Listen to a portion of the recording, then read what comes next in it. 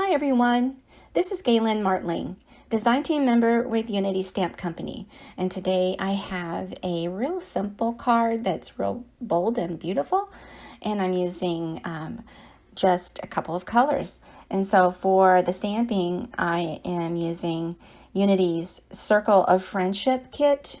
It's by Gina K Designs, and it has wonderful sentiments in there and like ornamental elements you can add. Like I'm using, here's this sentiment, and I'm using a little leaf or branch.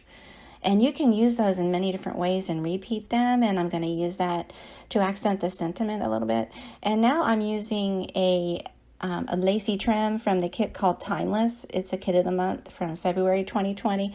I like to pull this out sometimes when I just want an extra peak of an accent on the side or a border. In this case, I'm just using half of the width of that lace because I'm choosing to make a narrow stamped panel for this card. And so this paper was prepared with anti-static powder before heat embossing.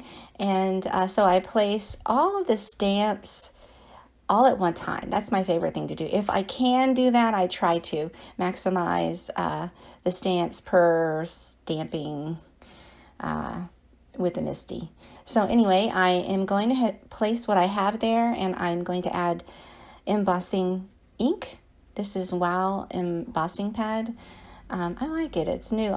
This is the first time I've used it. I really like it. So you go ahead and you stamp it right onto that blue paper. Now this is not a cardstock, this is paper, and it is thinner than I wanted it to be, so I'm going to reinforce it later on with a piece of cardstock in the background. And so I repeat that little branch over on the other side of the sentiment. Now I add embossing powder.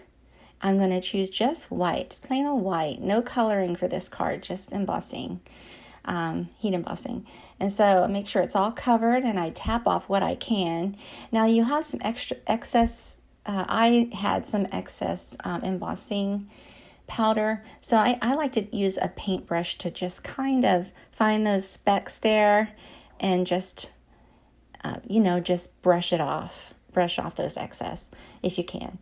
And then I heat set that with a heat tool. And this is just simple embossing, heat embossing.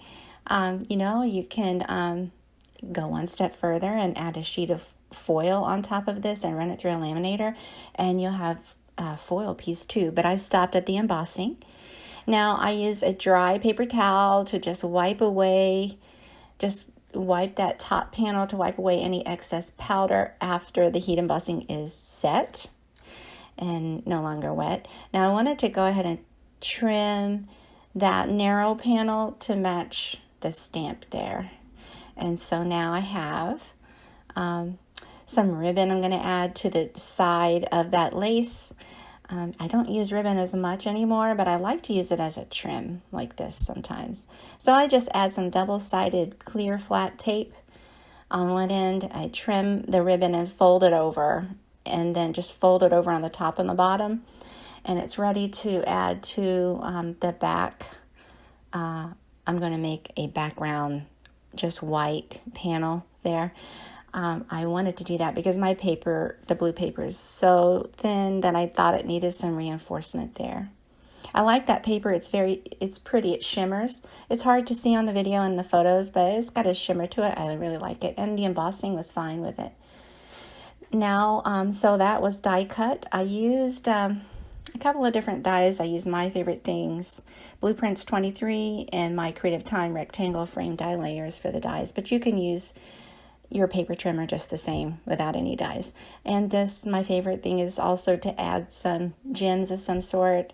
I went ahead and after the filming, I added a little bit of silver twine and some more adhesive pearls. You can see a little bit of a shimmer there. It's so pretty. It looks so much prettier in person. Thanks so much for watching. I hope you take a moment to subscribe to my YouTube. Have a great day.